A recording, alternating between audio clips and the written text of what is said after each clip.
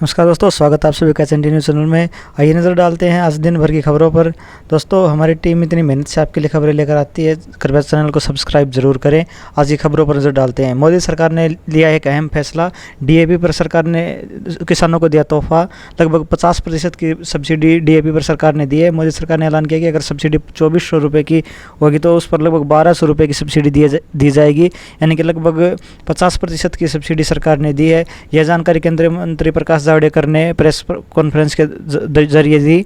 अगली खबर प्रकाश जावड़ेकर जी की तरफ से ही है। सरकार ने डीप ओशियन मिशन को मिली मंजूरी। सरकार ने समुद्र के गहरे में जाकर जानकारी जुटाने के लिए डीप ओशियन नाम के एक नए मिशन का शुरुआत की है। इसके लिए सरकार ने एक भारी भरकम एक बजट जारी किया है तथा सरकार ने बताया कि लगभग 9 स्टेट के साथ 9 राज्यों के साथ भारत का समुद्र की सीमा लगती है, जिसमें लगभग 7000 किलोमीटर समुद्री किनारा है, जिसमें हमें आवश्यकता है खोज की तथा वहाँ गहराई में छिपे हुए मिनरल्स की जानकारी जुटाने की हमें आवश्यकता है।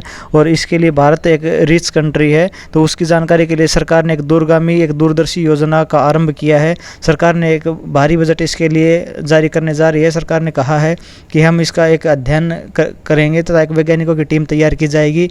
अगली बड़ी खबर हरियाणा की तरफ से आ रही है। सरकार ने हरियाणा में किसानों को 75% अनुदान देने की घोषणा की है। सरकार ने कहा कि हरियाणा में किसानों को 75% अनुदान मिलेगा। सोलर वाटर पंपिंग सिस्टम पर हरियाणा नवीकरणीय ऊर्जा विभाग द्वारा जिन किसानों ने पहले सोलर वाटर पंपिंग सिस्टम के लिए आवेदन किए हुए हैं उन्हें 3 HP से 10 HP तक के सौर ऊर्जा एवं 75% अनुदान दिए जाने का निर्णय लिया गया है। सरकार ने कहा है कि बिजली की बचत को लेकर सरकार जागरूक है और ऐसे किसानों के लिए सोलर पंपिंग पे सब्सिडी दी है। अगली खबर कोरोना वायरस को लेकर है। फ्रंटलाइन वर्कर्स के लिए पीएम मोदी की सौगात शुक्रवार को लॉन्च करेंगे क्रैश कोर्स। सरकार ने कहा है कि जो योद्धा कोरोना वॉरियर के तौर पर काम कर रहे हैं उनको एक ट्रेनिंग दी जाएगी और इसके लिए सरकार ने कहा कि ये लगभग इसके लिए एक 26 राज्यों में लगभग 111 केंद्र खोले जाएंगे।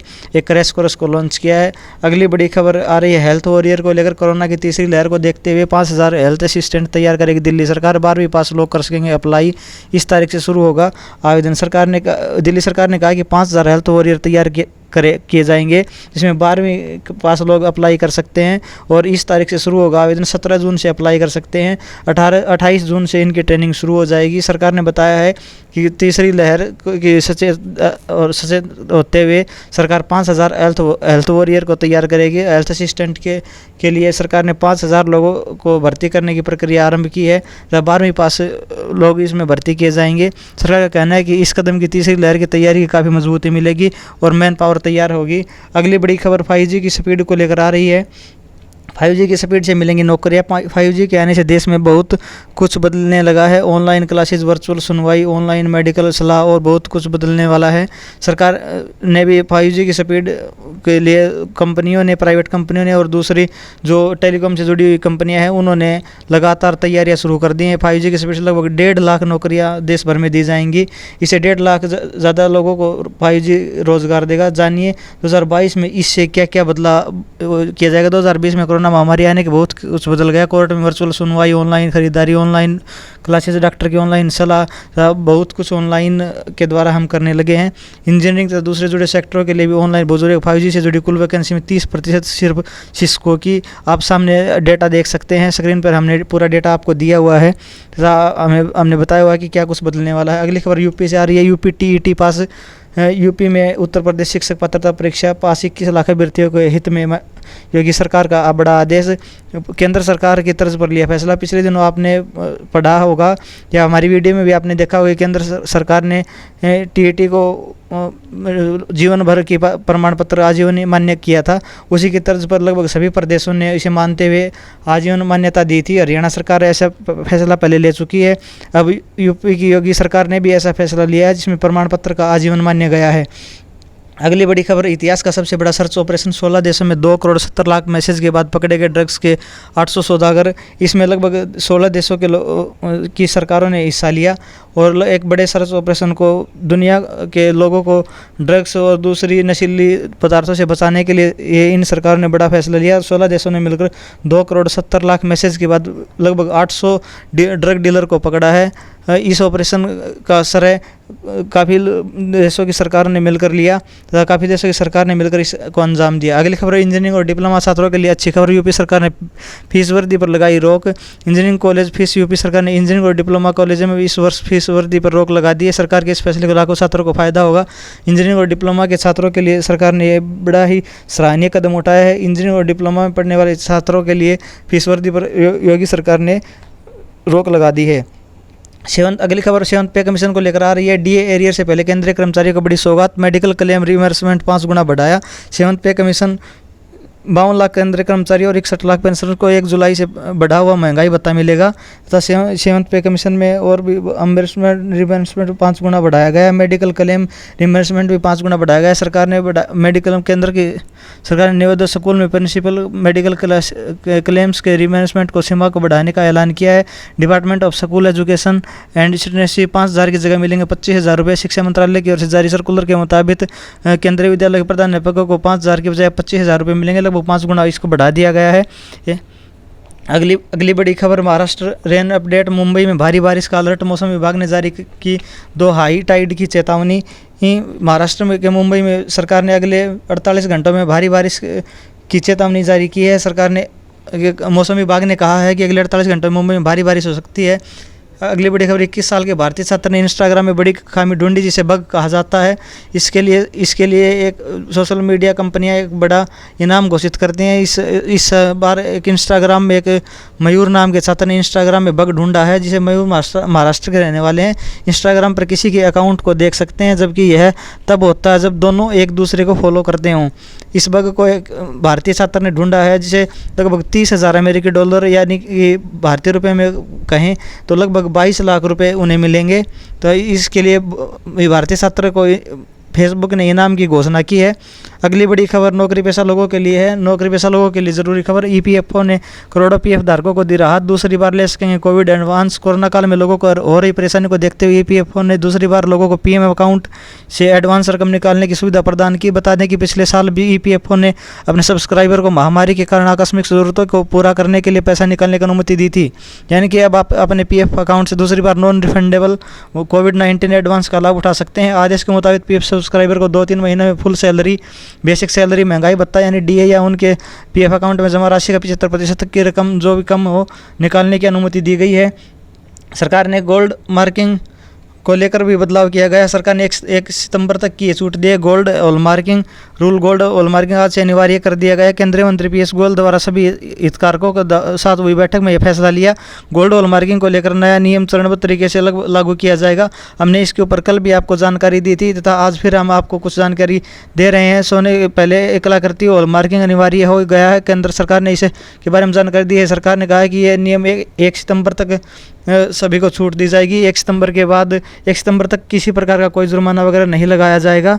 तो इसके साथ ही सरकार ने गोल्ड मार्किंग के लिए इस पर बात कल भी हमने इस पर बात की थी। गोल्ड हॉलमार्किंग के लिए बदल गए नियम सरकार ने 1 सितंबर तक की दी है छूट। 40 लाख तक के टर्नओवर वाले ज्वेलर्स के अनिवार्य हॉलमार्किंग से छूट है।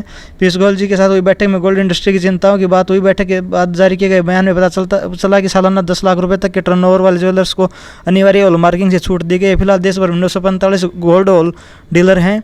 अगली बड़ी खबर ब्लैक फंगस का निःशुल्क इलाज। छत्तीसगढ़ में ब्लैक फंगस अब आयुष्मान योजना में शामिल। चुनिंदा निजी अस्पतालों में इलाज का खर्च उठाएगी सरकार। छत्तीसगढ़ में ब्लैक फंगस का आयुष्मान योजना में शामिल हुआ। ब्लैक फंगस का छत्तीसगढ़ में मुफ्त इलाज होगा। छत्तीसगढ़ सरकार ने बताया कि राज्य सरकार ने कुछ दिन पहले ही इसका प्रस्ताव केंद्र सरकार को भेजा था। केंद्र सरकार ने अनुमति दे दी है। ऐसा करने वाला छत्तीसगढ़ देश का पहला राज्य बना। गर्मी में आम तरबूज फ्रिज में रखने की न करें भूल, अभी जान लीजिए क्या हो सकते हैं नुकसान। एक्सपर्ट कहते हैं कि कुछ चीज़ों को फ्रिज में नहीं रखना चाहिए। गर्मी के दिनों में हम खाने पीने की हर चीज़ को फ्रिज में रख देते हैं, जिससे हमें आमतौर पर आम और तरबूज, खरबूजा कम तापमान में जल्दी ख़राब होते हैं और इन्हें काटकर तो बिल्कुल ही नहीं रखना चाहिए। आम और तरबूज को काट कर रखने से ये दूसरे फलों पर भी फलों और सब्जियों पर नुकसान करते हैं। तरबूज एथिलीन के प्रति संवेदनशील होता है और ये एक हार्मोन है जो फलों और सब्जियों के पकने पर उत्सर्जित होता है। ये हार्मोन दूसरे फलों और सब्जियों की क्वालिटी को भी प्रभावित करता है। हम देखते हैं कि गर्मियों के दिनों में हम फ्रिज में आम, तरबूज, खरबूज वगैरह फल जो भी हैं उन्हें हम फ्रीज में रख देते हैं। हम सबको पता है कि खरबूज और तरबूज जो है, आम जो गर्मी में आम, खरबूजा और तरबूज गर्मी के सीज़न के फ्रूट होते हैं और इन्हें हम ठंडे फ्रीज में रख देते हैं, जिससे कि इनमें हार्मोन उत्पन्न हो जाता है, जिससे दूसरे फल और सब्जियों को भी नुकसान पहुंचाते हैं।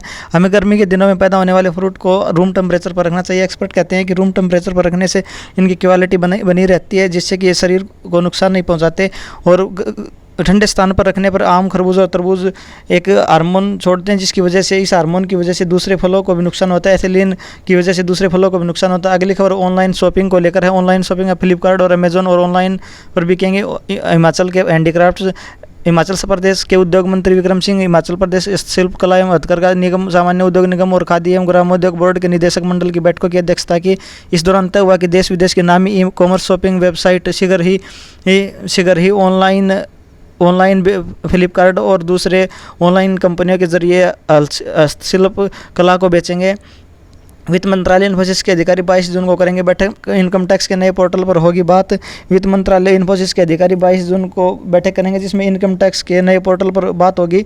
वेबसाइट को लेकर कुछ तकनीकी गड़बड़ियां पिछले दिनों से आ रही हैं, जिसको देखते हुए वित्त मंत्री ने बैठक बुलाई है। वित्त मंत्री ने भी इस बात की जानकारी दी कि इस बैठक में ई फाइलिंग के इश्यूज़ को लेकर चर्चा की जाएगी। तभी वित्त मंत्रालय ने यह भी बताया कि इन्फोसिस के अधिकारियों के साथ इसमें बात की जाएगी। अगली खबर, खुशखबरी, सरकार की बेटियों की शादी पर दे रही 51,000 रुपये का तोहफा। जाने कैसे ले फायदा। सरकार ने लड़कियों के लिए कई योजनाएं चलाई हैं। इन योजनाओं का उद्देश्य लड़कियों को उच्च शिक्षा को बढ़ावा देना है।